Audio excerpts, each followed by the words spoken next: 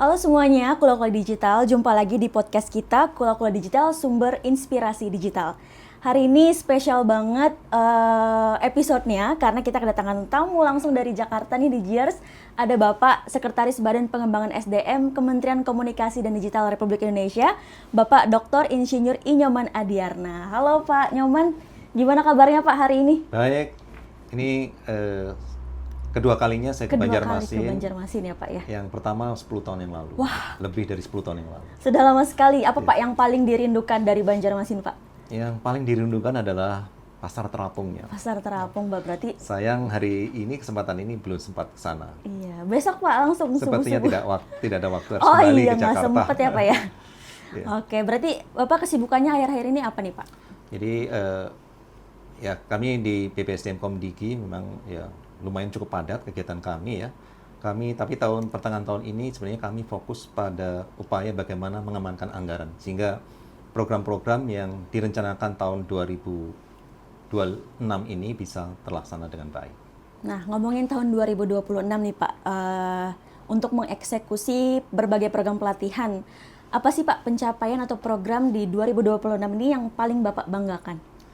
Ada beberapa program ya, saya cukup puas ya, cukup bangga dengan apa yang telah dilaksanakan, khususnya teman-teman di BPSDM pusat dan juga balai-balai di daerah. Yang paling mungkin saya banggakan ya, kita sudah berhasil melaksanakan ya berbagai program terkait literasi digital untuk mendukung PP Tunas ya, sosialisasi PP Tunas. PP Tunas itu adalah PP untuk perlindungan anak di ranah digital. Jadi ini adalah program prioritas kita dan kami sudah berhasil melaksanakannya dengan baik. Kemudian kami juga punya program yang disebut AITF atau AITF, AI Talent Factory. Ya, kita bekerja sama dengan banyak perguruan tinggi untuk mencetak talenta-talenta unggul ya. Mereka yang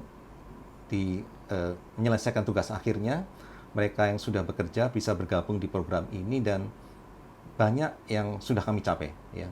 Jadi diharapkan mereka nanti akan mampu mengembangkan, melakukan modifikasi dari model-model AI ke depan. Keren sekali ya Pak ya. Jadi ada PP Tunas juga kita kerjain ya Pak ya. Juga ada AI Talent Factory gitu ya Pak ya.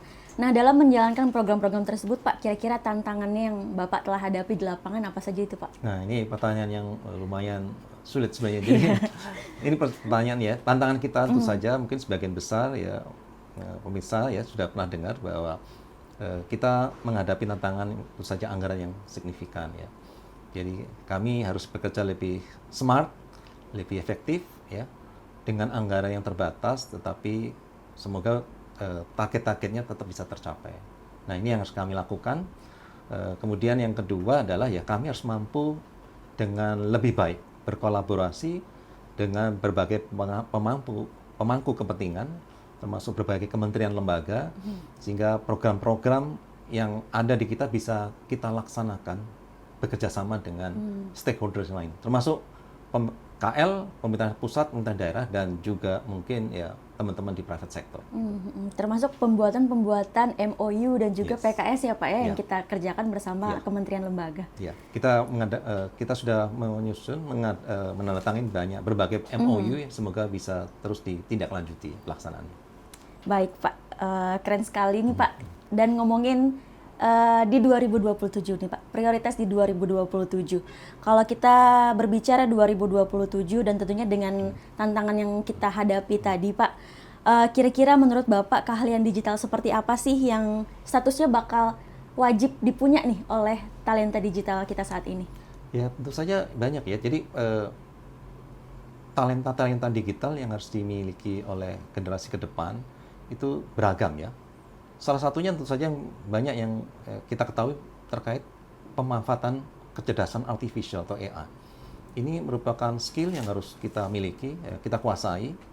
Kemudian juga selain ini juga ada selain pemanfaatan teknologi digital, bisa saja itu AI, blockchain, ya, IoT dan seterusnya, kita juga harus punya kecakapan atau literasi digital yang cukup. Ya, jangan sampai kita ini ahli memanfaatkan teknologi digital tapi kita jeblos ya. Kita tidak bisa membedakan mana informasi, mana yang disinformasi, mana yang misinformasi. kita harus tahu bagaimana misalnya aman di ruang digital ya, mengamankan password kita dan seterusnya. Itu basic skill itu harus kita miliki. Ya. Tidak bisa kita kesampingkan saja. Saya kira itu. Benar sekali, apalagi tentang literasi digital ini ya Pak ya, semakin banyak yang menggunakan teknologi, baik dari yang kecil, anak kecil sampai yang udah orang tua seperti kita. Dan itu pentingnya kita mengetahui literasi digital basic, cabe ya Pak ya, cakap, aman, berbudaya dan etika. Itu di JERS kita harus cakap bermedia digital. Oke Pak, sebagai balai ini yang beroperasi di daerah seperti kami, khususnya Kalimantan, gimana nih Pak strategi-strategis dari pusat agar talenta-talenta di Kalimantan ini nggak kalah loh sama yang di Pulau Jawa? Jadi ini pertanyaan sangat bagus ya. Pertama, memang pemerataan infrastruktur di berbagai daerah itu tidak sama. Tetapi saya berharap ya daerah-daerah tetap ya teman-teman di daerah, khususnya generasi muda kita, tetap harus punya tekad dan semangat menguasai teknologi digital dan memanfaatkannya untuk meningkatkan kualitas hidup kita. Jadi infrastruktur itu tidak boleh dijadikan sebagai hambatan dalam pemanfaatan teknologi digital. Saya kira itu ya. Dari BPSDM sudah menyediakan pelatihan-pelatihan ya Pak ya. Dan kami di BPSDM ya sudah menyediakan berbagai pelatihan yang dibutuhkan untuk generasi muda. Ya. Pelatihannya tidak berbayar, silahkan ya dipelajari dan kemudian dimanfaatkan. Kemudian yang berikutnya ingin saya sampaikan adalah banyak tantangan yang harus kita hadapi. Kita tidak hanya harus menguasai talenta digitalnya saja, tapi juga literasinya. Tadi sudah disampaikan Mbak Nifa tadi, cabe itu juga harus dikuasai ya. Jadi pemanfaatan teknologi digital saja tidak cukup tanpa penguasaan literasi digital. Baik Pak, itu luar biasa sekali di JERS. Jadi gimana caranya kita biar bisa bersaing nih dengan teman-teman kita misalnya yang di Jakarta gitu ya, dengan memanfaatkan seluruh yang sudah diberikan oleh pemerintah nih, seperti pelatihan-pelatihan gratis dari Komdigi. Nah Pak, kalau boleh tahu Bapak di Komdigi udah dari tahun berapa Pak? Wah, sudah lama sekali, malu kalau nyebutkan. Mungkin lebih dari 15 tahun ya. Oh ya, berarti dulu sebelum di BPSDM di Aptika ya? Di aplikasi. Pernah di Aptika, ya. Oh iya. Pak, gimana nih selama berkarir di dunia pemerintahan atau khususnya di Komdigi? Ada nggak Pak momen kayak, wah ternyata Indonesia bisa bertransformasi digital seperti ini loh gitu Pak. Yang Bapak pun nggak nyangka ternyata bisa kayak gitu. Wah, ini pernyataan yang saya kadang-kadang surprise juga ya. Jadi Indonesia ternyata mampu ya. Mungkin saya mulai contoh yang paling sederhana. Kita dalam bertransformasi digital. Misalnya apa? Pembayaran secara digital. Dulu orang nggak kebayang loh. Bayar segala sesuatu paling kalau mau digital pakai kartu kredit. Sekarang semuanya dengan kris. Itu luar biasa. Di tol juga. Jadi Indonesia kalau kita sungguh-sungguh, kita punya tekad yang kuat, kita mampu. Jadi kita sekarang bahkan lebih maju dari negara lain ya dalam bertransformasi digital khususnya terkait digital payment. Kita lebih maju justru dari Malaysia. Coba mungkin banyak dipelajari, bisa dilihat di berbagai media bahwa kemajuan kita ini cukup signifikan dibandingkan tetangga kita. Kemudian banyak layanan-layanan di pemerintahan sekarang juga makin membaik ya. Jadi semuanya bisa dilakukan secara online, jadi masyarakat tidak direpotkan harus ke kantor-kantor pemerintah. Jadi sudah banyak yang dilakukan. Saya kira itu. Mantap, itu luar biasa sekali Pak. Karena nggak nyangka ya ternyata Indonesia dari Sabang sampai Merauke sudah menerapkan kris itu ya Pak ya. Di warung kecil ataupun di abang-abang tukang bakso gitu ya Pak ya, udah pakai kris di mana-mana. Itu luar biasa sekali sih di JERS. Nah Pak, karena sekarang nih eranya AI, kita ngomongin AI lagi. Kira-kira karena Komdigi memiliki pelatihan gratis untuk masyarakat, apakah akan merubah kurikulum yang diterapkan Pak karena adanya AI ini? Sebenarnya keberadaan AI justru tidak serta-merta akan mengubah kurikulum kita. Ya. Jadi apa yang kurikulum yang kita buat selama ini, saya kira sudah cukup ya. Karena kami juga ya BPSDM selama ini juga banyak memberikan pelatihan-pelatihan terkait AI. Bekerja sama dengan berbagai perusahaan, global tech company, juga banyak mitra-mitra strategis kita. Yang saya berpesan satu hal kepada DJers ya, bahwa kita harus mengambil manfaat sebesar-besarnya dari adanya teknologi baru tersebut. Kita harus belajar untuk menguasainya. Tapi kita juga harus paham apa dampak-dampaknya harus kita antisipasi. Karena namanya teknologi digital apapun, termasuk AI, selalu punya dua sisi, ya, sisi kebaikannya, sisi manfaat, tapi juga ada sisi yang harus kita antisipasi dampak negatifnya. Saya kira itu. Berarti nggak serta-merta kita menggunakan AI tapi nggak tahu penggunaannya gitu ya Pak ya, karena Betul. kita harus berhati-hati sekali. Bahkan di lingkungan pemerintahan pun Pak, biarpun ada pelatihannya, pemanfaatan AI untuk pemerintahan, tapi kita tetap harus belajar beretika juga. Jangan serta-merta pakai foto artis ya Pak ya, buat jadi konten kita itu sebenarnya nggak boleh ya Pak ya. Itu harusnya nggak boleh. Itu. Benar Pak. Jadi kita ngomongin kolaborasi lagi Pak dengan pemerintah, industri dan juga akademisi. Sering kejadian nih Pak, lulusan-lulusan itu bingung nih mau kerja di mana. Gimana nih strategi Komdigi menggandeng industri Pak agar skillnya yang kita punya ini benar-benar dibutuhkan oleh industri?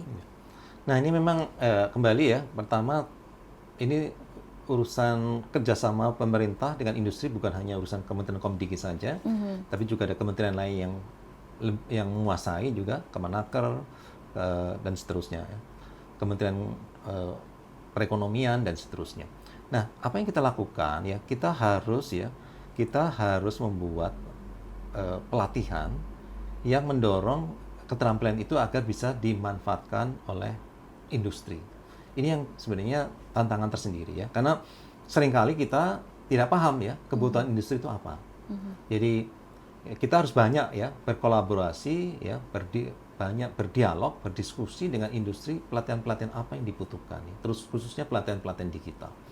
Sehingga lulusannya yang menguasai bidang digital yang ini bisa terserap oleh pasar, oleh industri.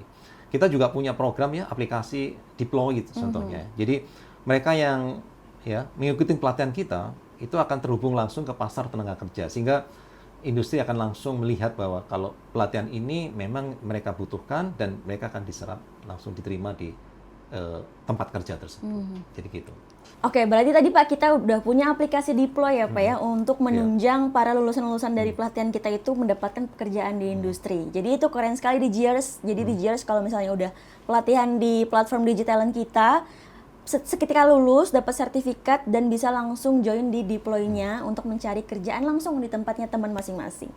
Oke Pak, mungkin ini hampir terakhir Pak. Nih banyak anak muda yang overthinking nih, takut pekerjaannya digantikan oleh AI. Kira-kira apa tanggapan Bapak sebagai Sekretaris Badan Pengembangan SDM Komdigi melihat hal ini? Ya, overthinking memang sah-sah saja ya, karena perkembangan AI itu sungguh sangat mengagumkan dan mencengangkan. Tetapi tentu saja kita tidak terlalu khawatir ya. Ada pola-pola tertentu ya, pekerjaan yang memang bisa dengan mudah digantikan oleh AI. Mungkin tugas kita juga di JIRS adalah berusaha mempelajari, meningkatkan kapasitas sehingga kita punya keterampilan lebih, keterampilan plus yang tidak bisa digantikan oleh AI. Biasanya gini, kalau kita jadi hanya sekedar ahli coding, itu mudah digantikan oleh AI.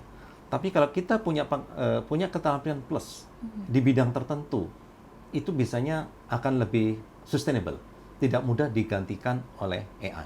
Jadi pesan saya kepada teman-teman di JIRS, coba pelajari bidang-bidang apa saja ya yang saya maksud plus tadi yang tidak mudah digantikan oleh AI. Jadi gini, satu contoh lagi ya. Orang punya kemampuan menggambar pola dengan batik ya.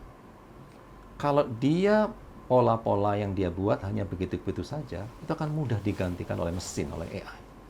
Tapi kalau dia punya kemampuan lebih ya, membuat pola-pola yang berbeda, ditambah kemampuan dia dalam penguasaan AI, maka dia akan bisa menciptakan pola batik yang berbeda, yang tidak bisa digantikan oleh mesin ataupun manusia. Jadi itu salah satu contoh.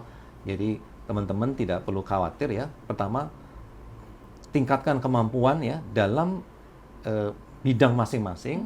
Kemudian juga dilengkapi juga kemampuan di bidang digital. Dua-duanya akan saling melengkapi dan tidak akan mudah digantikan oleh mesin.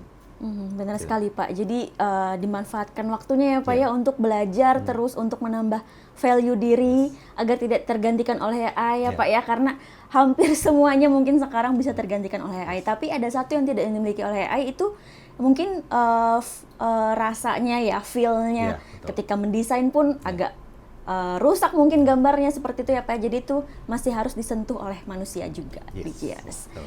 Nah terakhir Pak nih, kalau ada anak muda atau pencari kerja yang mendengarkan podcast ini dan masih ragu untuk upgrade skill, kira-kira apa nih pesan dari Ses Badan untuk Dijers di masa depan Indonesia Digital 2027? Jadi jangan ragu untuk belajar digital. Masa depan kita akan sangat ditentukan oleh digital. Jadi terus belajar, tingkatkan kemampuan dalam penguasaan teknologi digital, termasuk juga kemampuan dalam literasi digital. Tadi saya sampaikan juga, digital saja tidak cukup, tapi penguasaan kompetensi di bidang kita masing-masing itu juga penting. Selamat bekerja dan semoga sukses. Baik, terima kasih Pak Nyoman atas kehadirannya ke podcast kita hari ini. Semoga perjalanannya ke Jakarta berjalan lancar ya Pak ya, dan selamat sampai tujuan. Nanti main-main lagi ke Banjarmasin Pak. Terima kasih Biar banyak. bisa langsung ke Pasar Terapung. Terima kasih banyak. Siap. Terima kasih Dijers untuk episode kita kali ini. Jangan lupa untuk like, komen, dan share video ini ke teman-teman kamu. Jangan lupa juga untuk follow Instagram kita di @blsdm.com.dg.Banjarmasin untuk informasi-informasi tentang pelatihan gratis yang kami adakan. Baik, segitu dulu. Kita sampai jumpa di episode Kula-Kula Digital selanjutnya. Terima kasih semuanya. Kula-Kula Digital, sumber inspirasi digital. Bye-bye. Bye-bye.